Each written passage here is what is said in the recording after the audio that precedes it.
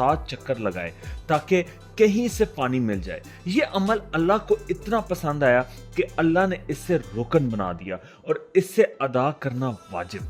اسی وقت حضرت جبرائیل نے زمین کو زخم کیا اور وہاں سے زمزم کا چشمہ پھوٹ پڑا۔ یہ وہ لمحہ تھا جہاں رحمت کا پیغام تھا کہ جہاں اللہ چاہے وہاں زندگی چلی آتی ہے۔ زمزم کا ذکر حدیثوں میں بہت بار آیا ہے۔ نبی اکرم صلی اللہ علیہ وآلہ وسلم نے فرمایا زمزم کا پانی جس نیت سے بھی پیا جائے اللہ اس سے وہ ہی دیتا ہے۔ یہ پانی صرف پیاس نہیں بجھاتا، یہ روحانی طور پر بھی بے پناہ اثر رکھتا ہے۔ آج کا علم یعنی ماڈرن سائنس بھی زمزم کے پانی کے آگے حیران ہے۔ ایک جاپنیز سائنٹسٹ ڈاکٹر مزارو ایموٹو نے زمزم کے پانی پر ایکسپیریمنٹ کیا جہاں انہوں نے پانی کے مالیکیولز کو آبزرو کیا۔ ان کا کہنا تھا کہ زمزم کا سٹرکچر باقی تمام پانیوں سے مختلف ہے۔ اس پانی میں ایسے